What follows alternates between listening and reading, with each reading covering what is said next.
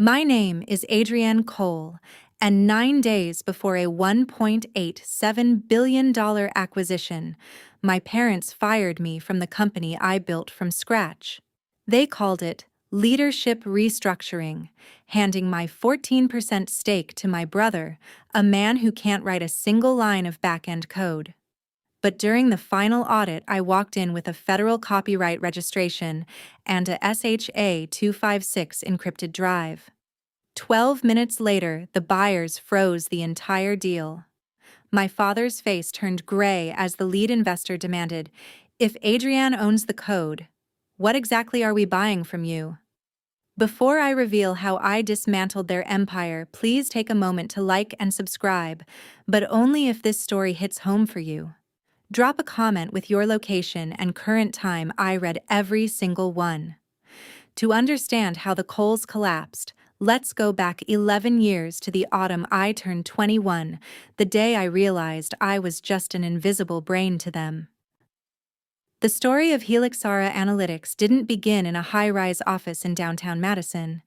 It started in a cramped, windowless research lab at the University of Wisconsin. It was the autumn I turned 21, and while my peers were celebrating their senior year at football games, I was obsessed with a problem no one else thought was solvable. I was building the first predictive AI infrastructure capable of mapping global medical supply chains in real time. I remember the exact moment the neural network finally stabilized. I was so exhausted I could barely see the monitor, but the data was beautiful. It was a symphony of logic that could save lives and billions of dollars. I called my father Harold, expecting a moment of shared pride.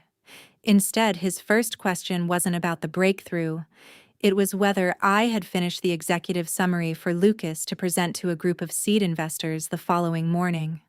That night set the tone for the next decade of my life.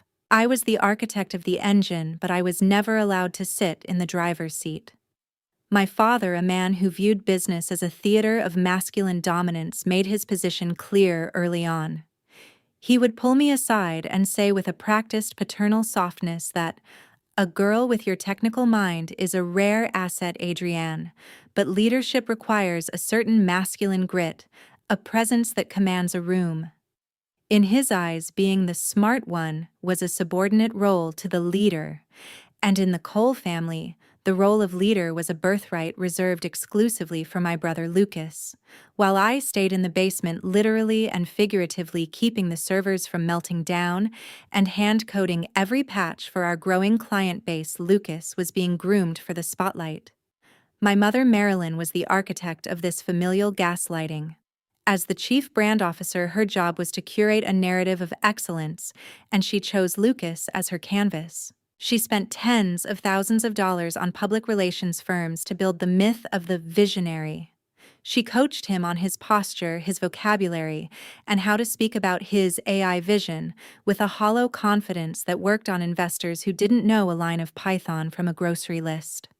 By the time we hit our Series B funding round, the valuation of Helixara was skyrocketing. The local Madison tech journals were calling Lucas the Midwest's answer to Silicon Valley. I remember sitting in the break room staring at a magazine cover featuring Lucas leaning against a glass desk, looking contemplative and brilliant. The article didn't mention my name once. When I confronted my mother about it, she just smiled and adjusted my collar. "Adrienne, dear, we are a family. Lucas is the face because people need a hero to believe in. You're the secret weapon. If the world knew the whole company relied on one girl in a hoodie, the stock price would plummet. We're protecting you." The most calculated move, however, came from my father when the company officially incorporated. He brought me a contract, not a founder's agreement, not an executive employment pack, but an independent developer contract. He told me it was for tax flexibility, a way to keep my research grants separate from the corporate overhead, so I could have more creative freedom. At 23, I was naive enough to believe my father wouldn't steal from me. I didn't see the legal trap then. I didn't realize that by remaining a non-employee contractor, I was technically never work for hire in the traditional sense. I signed the papers, went back to my lab, and continued working 80 hours a week in total silence. For years, this was my reality. I was the ghost in the machine. I watched from the wings as Lucas stood on stages at tech conferences stumbling through technical questions until I whispered the answers into his earpiece from the back of the room.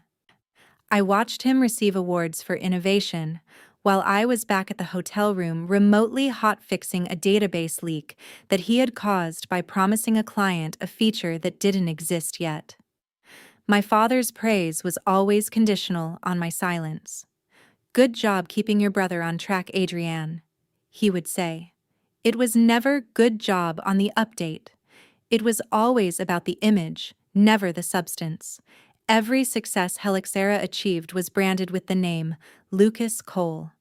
Every major contract we signed was credited to his strategic foresight. Meanwhile, my life was a cycle of exhaustion and erasure.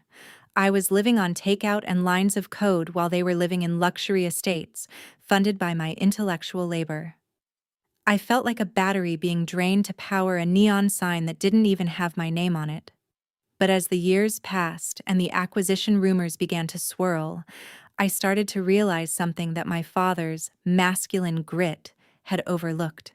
By keeping me as an independent contractor to save on taxes, he had inadvertently left the intellectual property rights in a legal gray zone. I began to keep a private server, a black box of every Git commit, every timestamp, and every original algorithm I had developed before I ever stepped foot into the Helixera office. I sought out Dr. Naomi Whitaker, my old professor from UW-Madison. She was the only one who knew I had developed the core logic of the predictive engine during my senior year, long before the company even existed. She helped me register my work with the U.S. Copyright Office under my own name, not the company's. "Adrienne," she told me during one of our late-night meetings, "they are treating you like a resource to be mined, not a person to be respected. But a mine can run dry and a person can choose to stop giving." I didn't stop, though. Not yet. I kept working, kept repairing Lucas's mistakes, and kept my head down. I let them believe I was the same quiet, compliant girl they had spent a decade manipulating. I watched them prepare for the $1.87 billion exit, watched them plan their retirements and Lucas's future as a tech titan. I let them feel the weight of all that money, the absolute certainty of their triumph.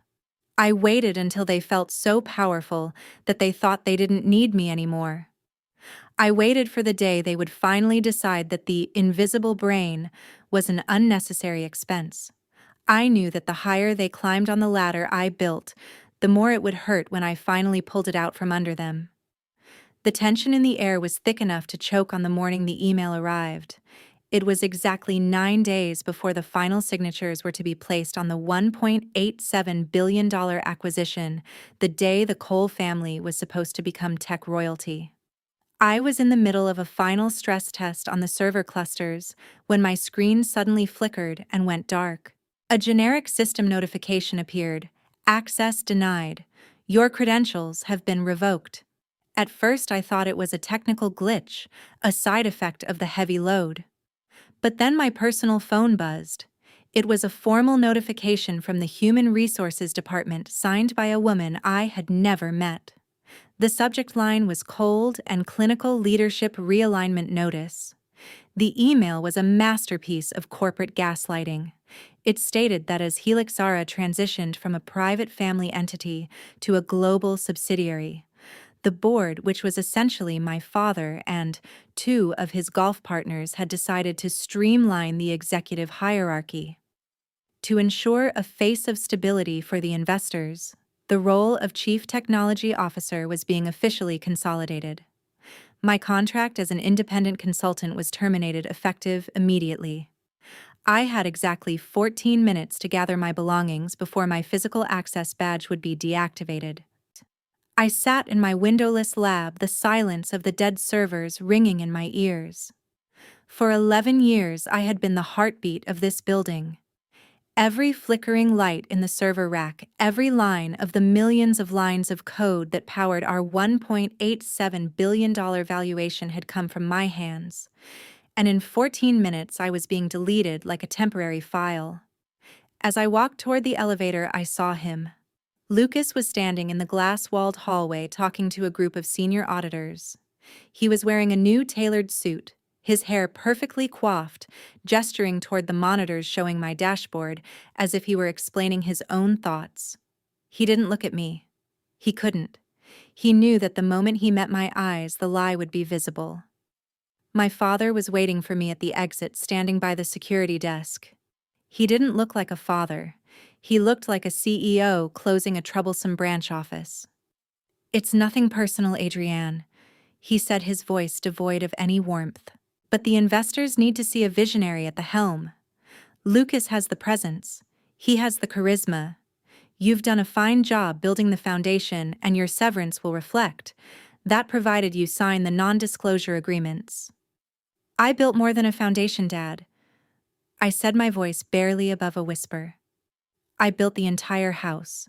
Lucas doesn't even know where the fuse box is." Harold Cole tightened his jaw. "The board has made its decision. We need a stable face for the closing. A woman in a dark lab doesn't sell a billion-dollar dream. Go home, take the money, and be proud that you helped your brother achieve this." That was the moment the last thread of familial loyalty snapped. I realized then that I was never a daughter to them. I wasn't even a person. I was a tool, a high-functioning, self-correcting piece of equipment that had outlived its perceived usefulness. They thought that because they had locked my account, they had locked my brain. They assumed that the 1,200 weeks of commit logs, the midnight architectural shifts, and the proprietary breakthroughs were now company property, just because they said so. I watched the security guard take my badge. I watched the digital lock on the heavy glass doors turn red. My mother, Marilyn, sent a text as I reached the parking lot. "Don't be difficult, Adrienne. Think of the family's future. We'll have a celebratory dinner once the wire clears. You can buy that beach house you always wanted." They were so blinded by the shimmer of $1.87 billion that they had forgotten who actually held the intellectual keys. They believed that by seating Lucas in the CTO chair, he would magically inherit the knowledge of the system. They didn't understand that the code wasn't just on the servers, it was an extension of my own mind. And more importantly, they had forgotten that my father's greed had kept me on an independent contractor agreement for 11 years to save on payroll taxes. I walked to my car without a single tear. I didn't scream, and I didn't beg for my job back. To the observers in the lobby, I probably looked like a defeated employee slinking away into obscurity. But as I sat in the driver's seat, I opened my laptop and connected to a private encrypted satellite uplink, one that didn't rely on the office network. I pulled up the federal copyright filings Dr. Whitaker had helped me secure months ago. I looked at the digital signatures, the SHA-256 hashes, and the timestamps that predated any agreement I had ever signed with Helixara. While my family was inside popping champagne and practicing their visionary speeches for the final audit, I was looking at the kill switch I had never intended to use until this very moment. They wanted a stable face. They wanted a leadership realignment. They wanted to sell my life's work and give the credit to a man who couldn't explain the difference between a database and a spreadsheet. I started the engine and drove away from the building. I didn't look back at the Helixara logo glowing on the Madison skyline. I had 11 years of evidence, a moral compass in Dr. Whitaker, and the legal ownership of the very heart of the company. My father was right about one thing: the acquisition was in 9 days, but he was wrong about the stable face. In 9 days, the only thing the investors would be looking at was the massive gaping hole where the technology used to be. I had spent a decade being the invisible brain. It was time for the body to realize what happens when the brain decides to leave. The 9 days following my termination were not spent in mourning. They were spent in a state of cold mathematical execution. While my family was likely picking out champagne vintages and rehearsing their victory speeches for the Madison Press, I was sitting in a quiet, rented office on the outskirts of the city, surrounded by 3 monitors and a legal team that specialized in high-stakes intellectual property. My first move was to secure the digital fortress. I initiated a final synchronization of my private server to an Amazon Web Services Glacier archive, an immutable storage vault. This wasn't just a backup. It was a forensic snapshot of 11 years of labor protected by SHA 256 digital signatures. Every commit log, every architectural diagram, and every line of the predictive engine was now locked in a vault that my father's company credentials could never touch. If they tried to claim I had stolen the code after being fired, the immutable timestamps would prove the code had been in my possession long before the company even had a bank account. I then drove to the University of Wisconsin to meet Dr. Naomi Whitaker. She didn't offer me platitudes or pity. She sat me down in her office, pulled up the U.S. Copyright Office's electronic registration system, and pointed to the TXU series numbers. "It's all here, Adrienne," she said, her voice steady and professional. "You registered the core logic as an independent researcher. You never signed a work-for-hire agreement.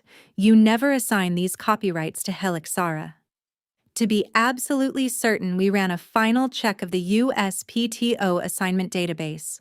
If my father had forged my signature or slipped an IP transfer clause into a random expense report, this was where it would show up." The screen remained blank. There was zero record of any intellectual property transfer from Adrienne Cole to Helixara Analytics, Inc. In the eyes of the law, my father was trying to sell a multi-billion-dollar car, while I was the only person holding the title to the engine. "They think they're selling a company," Naomi whispered, looking at the printouts, "but they're actually just selling a lease on an empty building." While my father and Lucas were finalized the leadership realignment paperwork, I was quietly filing my own. Under the guidance of a California-based law firm, I incorporated a new entity, Vertex Neural Systems. I chose California for a reason. The state's strict stance against non-compete agreements for independent contractors made it the perfect shield. I moved my residency and my intellectual assets 2,400 miles away from Madison, at least on paper, while physically remaining in a hotel room 3 blocks away from the Helixara headquarters. The irony was physically painful. My mother sent a group text to the family chat with a photo of a $25,000 watch she had bought for Lucas to wear during the closing ceremony. "A true CEO needs to look the part," she wrote. I didn't reply. I was too busy reviewing the affidavit. Dr. Whitaker had just signed a legal document certifying that she had reviewed my original algorithms 3 years before Helixara was even a concept. I had spent my entire adult life being the invisible brain, the silent worker who ensured the Cole family's prestige remained intact. They had spent a decade teaching me that my value was purely functional, that I was a resource to be used and then discarded when a better face came along. I had learned that lesson well. I was now applying the same cold analytical logic they had used against me. They had no idea that the severance they offered was a joke compared to the liability they were about to face.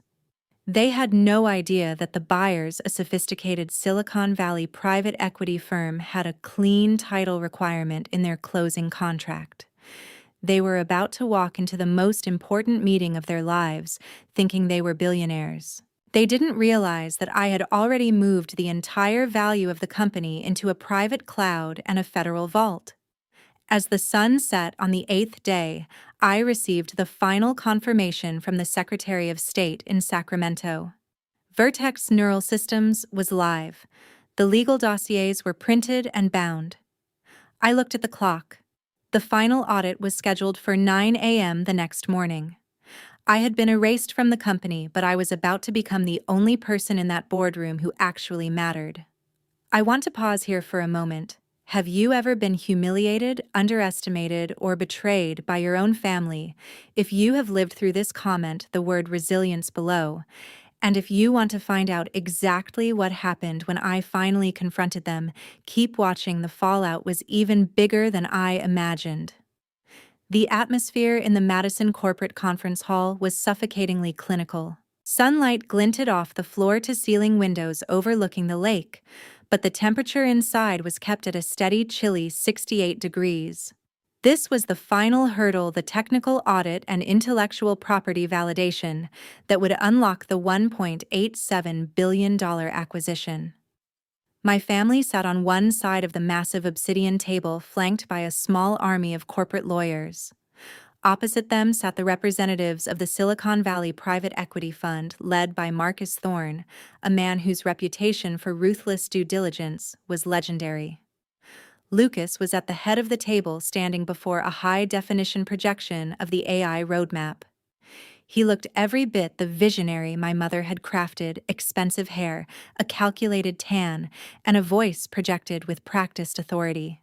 He was speaking about neural fluidity and predictive scaling, buzzwords I had taught him months ago.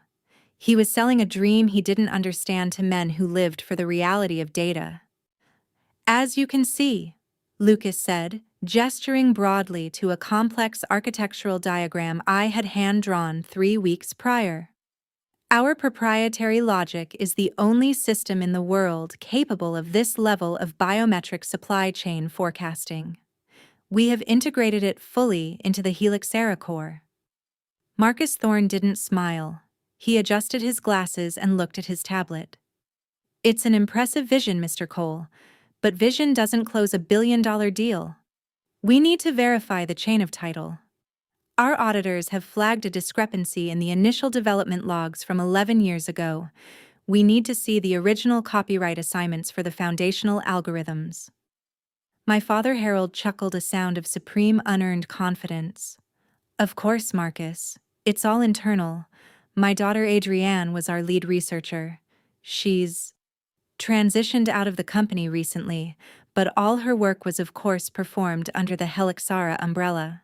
We have the standard employment clauses. That was the moment the heavy oak doors at the back of the hall swung open. I didn't walk in like a victim. I walked in with my shoulders back, flanked by Martin Holloway, the most aggressive IP litigator in the Midwest, and Dr. Naomi Whitaker. The room went silent. The clicking of my heels on the polished floor was the only sound. My mother's face twisted into a mask of polite annoyance. Adrienne, this is a private closing meeting. We've already discussed your severance. If you're here to beg for your old desk back, this is hardly the time or place. I'm not here for a desk, Marilyn, I said, using her first name for the first time in my life. The shock on her face was instantaneous. My father stood up, his face reddening. Adrienne, leave now. You're embarrassing yourself and this family. We are in the middle of a legal audit. Actually, Harold. Martin Holloway interrupted, stepping forward and placing a thick leather-bound dossier on the table in front of Marcus Thorne. We are here to assist with that audit. My client, Adrienne Cole, is not a former employee of Helixera. She was an independent contractor who never signed an intellectual property assignment. And more importantly, she is the sole owner of the federal copyright for the code your visionary CTO just claimed as his own. I looked directly at Lucas. He looked like a deer caught in high-beam headlights. He knew the next slide in his presentation was a deep dive into the core logic, a logic he couldn't explain if his life depended on it. 12 minutes ago, I said, my voice cold and steady, I filed a formal cease and desist with the U.S. Copyright Office and the USPTO. I have also provided Mr. Thorne's team with a link to an immutable Glacier archive containing the original time-stamped research I conducted at the University of Wisconsin 3 years before Helixera was even a concept.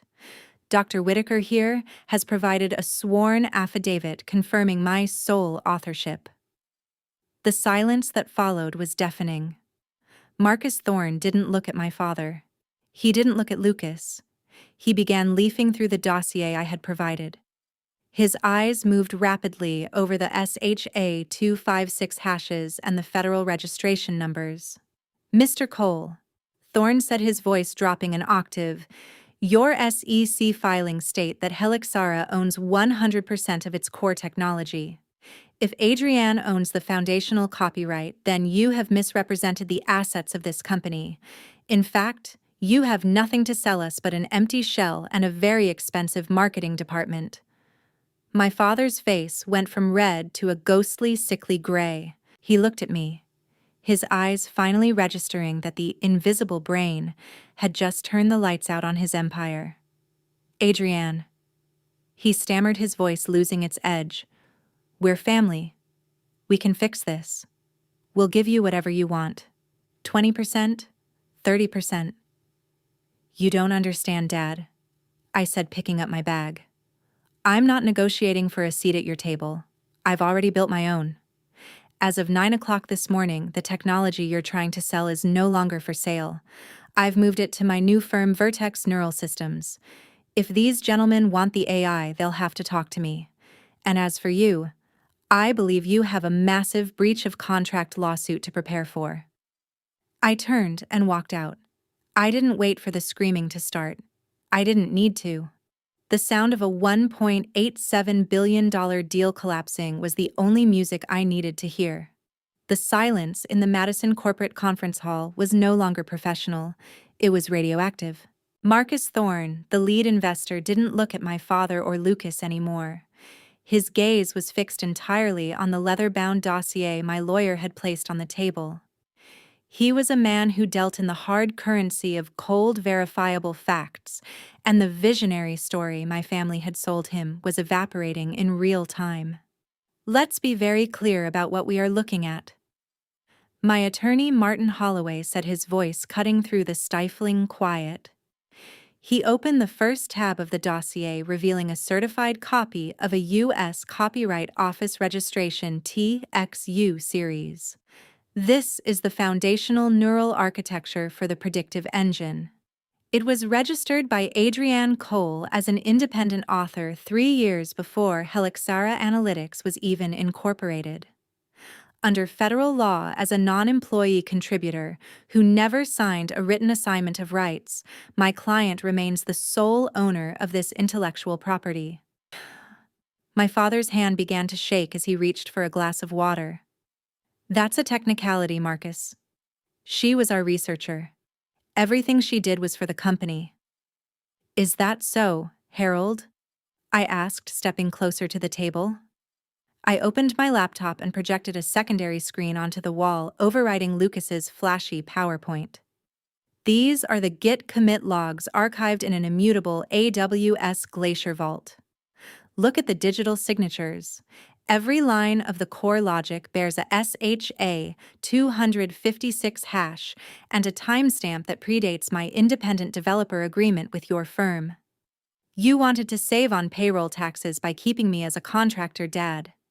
In doing so, you legally ensured that I never performed work for hire. You didn't buy my brain, you merely rented it. And the lease just expired.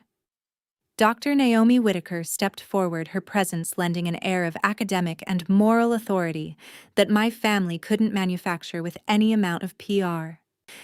I have submitted a sworn affidavit to the buyer's legal team, she stated firmly. I personally reviewed and critiqued Adrienne's original algorithms during her senior year at UW-Madison. I can testify under oath that the proprietary technology Lucas Cole just presented is, in fact, the sole intellectual creation of Adrienne Cole, developed entirely outside the scope of Helixara's corporate resources. The lead auditor for the private equity fund leaned over and whispered into Marcus Thorne's ear. Thorne nodded slowly, his face hardening into a mask of pure corporate aggression. He looked at Lucas, who was standing paralyzed, his mouth slightly open, looking like a child who had been caught stealing a toy he didn't know how to play with. Mr. Cole? Thorne said, his voice dropping to a terrifyingly calm level. Your firm's SEC filings for this acquisition stated under penalty of perjury that Helixera Analytics Inc. possessed unencumbered 100% ownership of all core technologies. We valued this deal at $1.87 billion based on that specific representation. If the foundational IP is owned personally by Adrienne Cole and there is no recorded USPTO assignment, then you have committed a massive systemic misrepresentation of your company's valuation. We can fix the paperwork? My mother Marilyn blurted out, her poise finally shattering. Adrienne is our daughter. We can just sign a retroactive transfer today. Adrienne, tell them you'll sign. I'm not signing anything, Marilyn, I replied. I've already incorporated Vertex Neural Systems in California. The core technology has been licensed exclusively to my new entity. Helixera doesn't own the engine. It only owns the empty shell of the car. Marcus Thorne stood up, followed immediately by his entire team of 12 lawyers and analysts. This transaction is formally suspended, he announced. We are triggering the fraud and misrepresentation clauses of the letter of intent. Furthermore, given the discrepancy between your public valuation claims and your actual asset ownership, my firm will be filing a formal notice with the SEC's Division of Enforcement. The word SEC hit my father like a physical blow. He collapsed back into his leather chair, the color draining from his face, until he looked like a wax figure. The $1.87 billion exit, the dream that was supposed to cement the Cole legacy and fund their Mediterranean retirements, had vanished in less than 20 minutes. You've ruined us, Harold whispered, looking at me with a mixture of horror and realization. You've destroyed everything we built for this family. No, Dad, I said, my voice finally finding a level of peace I hadn't felt in 11 years. I built the company. You just built a lie around it. You chose to treat your daughter as a disposable tool and your son as a decorated puppet. You prioritized the image of a visionary over the person who actually had the vision. You fired me 9 days before closing to steal my 14% stake, thinking I was too weak to fight back. You didn't just lose a deal today. You lost the only person who was actually keeping your empire from collapsing. As the investors filed out of the room, their lead counsel stopped briefly by my father. Harold, I'd suggest you find a very good criminal defense attorney. Misrepresenting IP ownership to a federal regulatory body isn't just a civil matter. It's a felony. Lucas finally moved, but only to slump against the mahogany table, his head in his hands.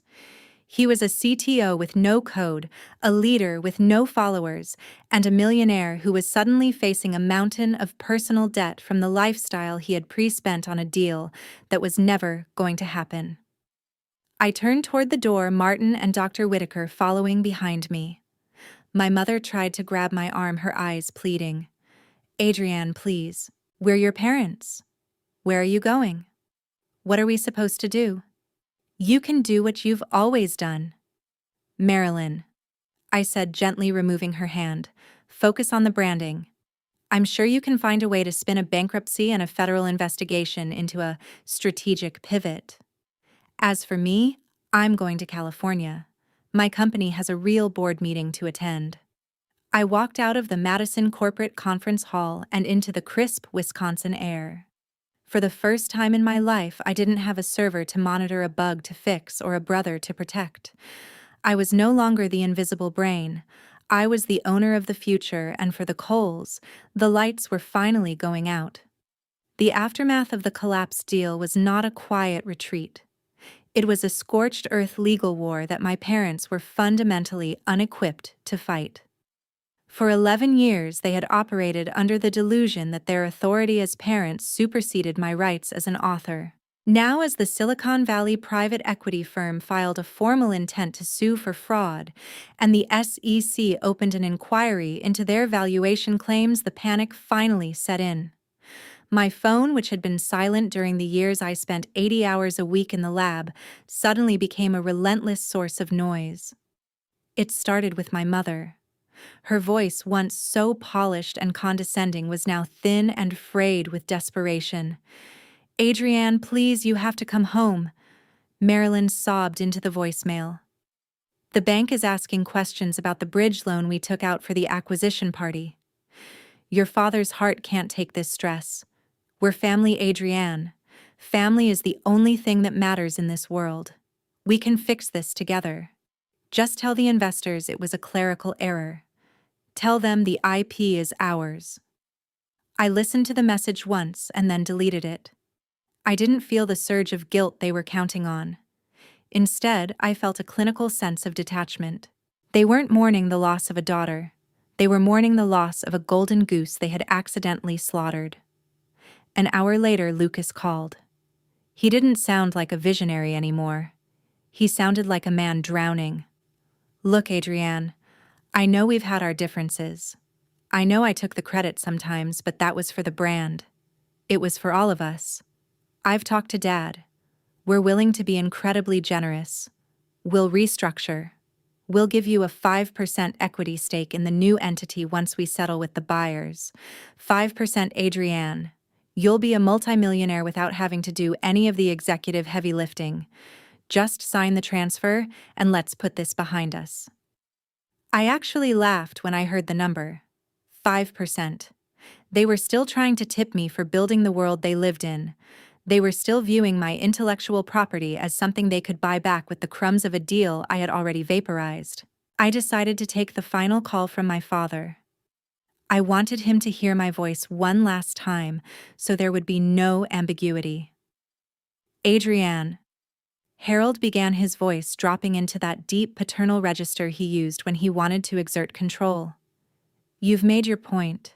You've embarrassed us and you've shown your strength. But enough is enough.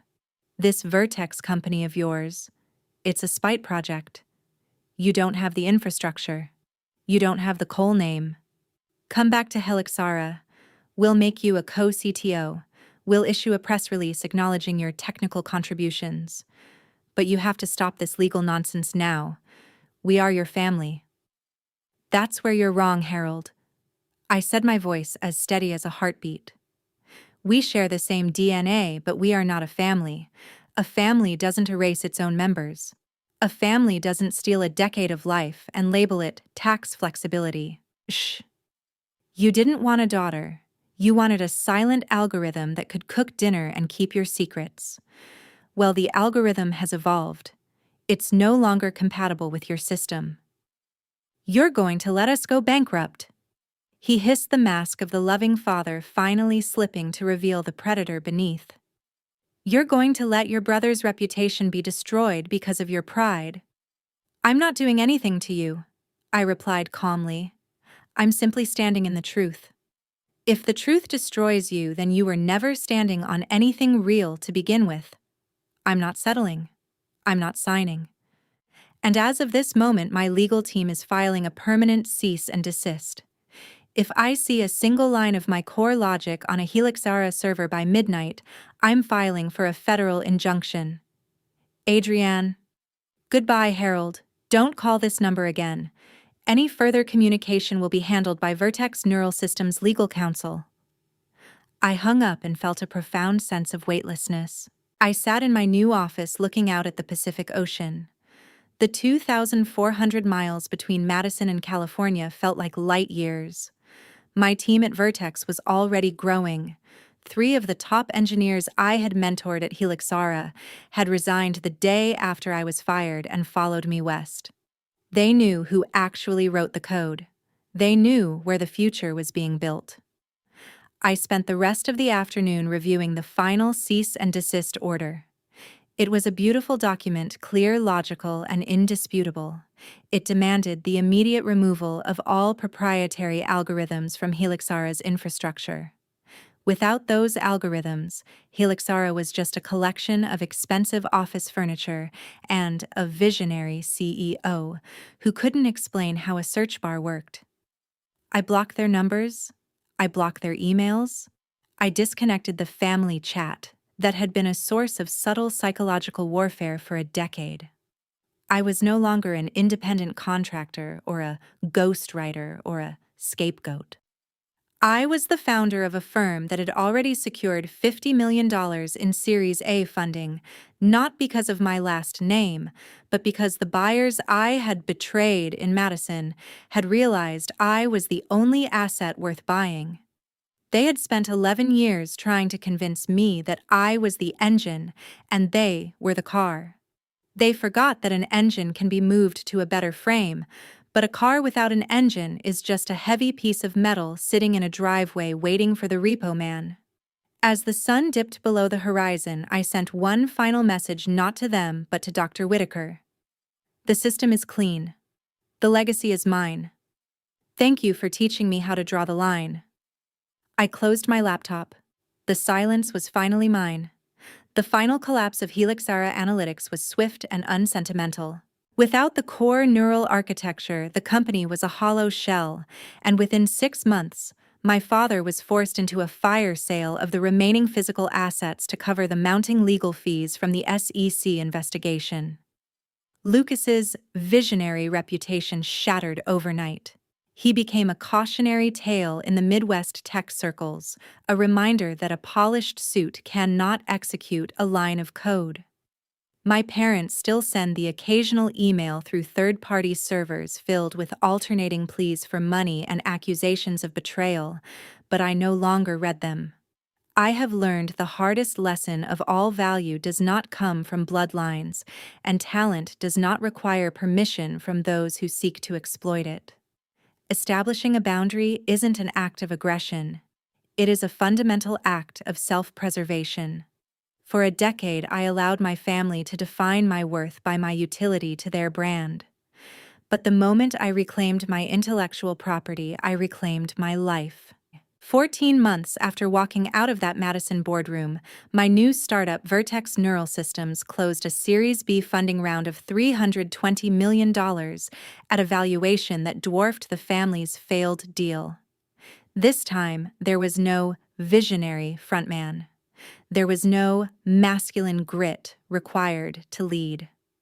There was only the technology, the transparency of the contracts, and a team that respected the architect as much as the architecture. I sit in my office in California, now looking at a team of engineers who are paid what they are worth and credited for every innovation they breathe life into. The invisible brain has finally stepped into the light, and the view is spectacular. Thank you for staying until the very end of this journey. If Adrienne's story resonated with you, or if you've ever had to fight to reclaim your own worth from those who tried to diminish it, please hit the like button and subscribe to the channel. Don't forget to turn on the notification bell so you never miss a new story. I'd love to hear your thoughts. Have you ever had to set a hard boundary to protect your future? Share your story in the comments below. I read every single one. And if you're looking for more stories of justice, resilience, and professional vindication, be sure to check the links in the description. Until next time, remember your brilliance belongs to you. Goodbye.